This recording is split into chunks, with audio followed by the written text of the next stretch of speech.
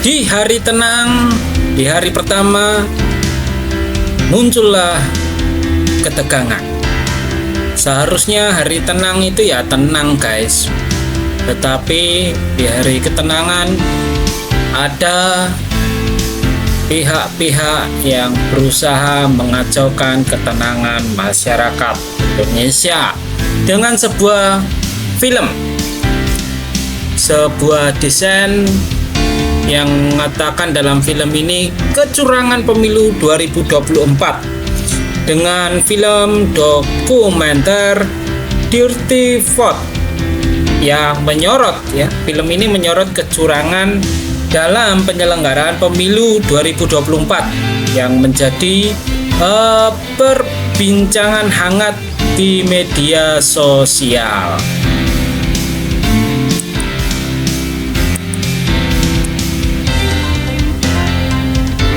Dalam sebuah pantauan, topik Dirty Vote ini bertahan merajai jajaran trending topik sejak tayang Minggu 11 Februari hingga Selasa 13 Februari pagi. Ada lebih dari 400.000 post yang membahas film garapan Dandi Laksono tersebut. Di tengah ramainya percakapan soal Dirty Vote, ternyata yang mendominasi adalah sentimen negatif. Setidaknya begitu menurut laporan terbaru. Berdasarkan data yang ada di media sosial.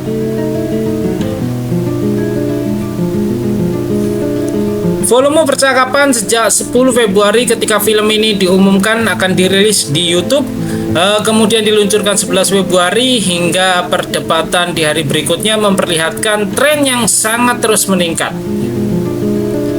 Dalam periode analisis ada sekitar 2.706.000 penonton mention terkait film Dirty Vote. Mayoritas sebanyak 50% sekitar atau 1.309.000 yang memberikan komentar negatif. Sementara ada 43% yang memberikan narasi positif terhadap film tersebut. Lalu sebanyak 6% ada yang bersifat obrolan bersifat netral saja.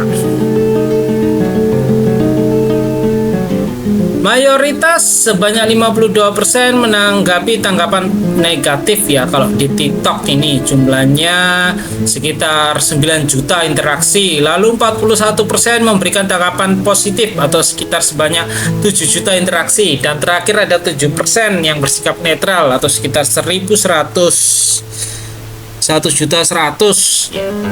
Sentimen negatif di TikTok sebagian besar adalah dari pendukung Prabowo Gibran guys, yang menganggap film ini adalah fitnah.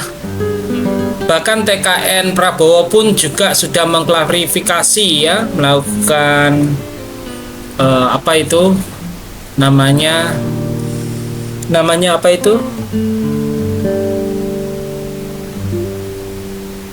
tanggapan lah intinya bahwa film itu film fitnah.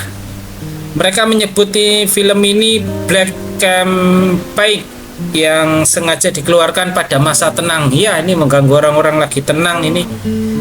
Mereka mengajak sesama pendukung Prabowo untuk tetap all in 02 dan tidak terpengaruh oleh film Dirty Vote. Sementara itu sentimen positif sebagian besar interaksinya dari video yang dibuat oleh akun pendukung Ganjar Mahfud. Meski paslon nomor urut 3 tersebut juga dikritik dalam film ini, mereka membuat highlight dari video YouTube ke dalam video-video pendek di TikTok. Ada juga narasi positif tentang film ini. Yang pertama bahwa menyebut film ini tersebut berhasil mengungkap kebobrokan dalam sistem pemilu yang merusak tatanan demokrasi. Ada juga yang memberikan analisis hukum tata negara yang disampaikan oleh 3 ahli yang memberikan sudut pandang yang kritis dan terhadap kecurangan yang terjadi di pemilu. Ketiga, Dirty Vote juga meningkatkan kesadaran masyarakat tentang pentingnya partisipasi aktif dalam pemilu dan semacamnya ya guys. Ada yang komentar negatif, film ini merupakan propaganda kotor yang bertujuan untuk menggulingkan pemerintahan yang sah dan menciptakan kekacauan dalam proses demokrasi. Narasi dalam film ini pun dianggap tidak objektif dan memiliki kepentingan politik tertentu. Ya sepertinya ya seperti itu.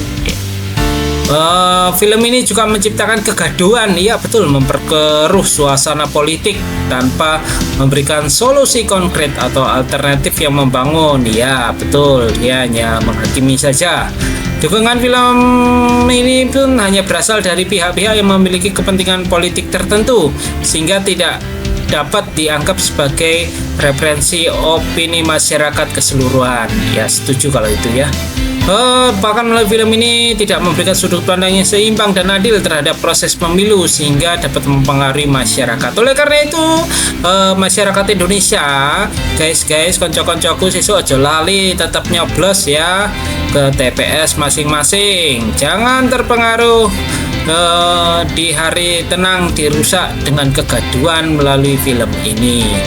Dan biarlah kita semua memilih dengan tenang, bijak, arif, dan damai sejahtera. Ojo lali sesok nyoblos guys, jam 7 nganti jam 1 Barono, ayo kita lihat perhitungan suaranya. Semoga satu putaran.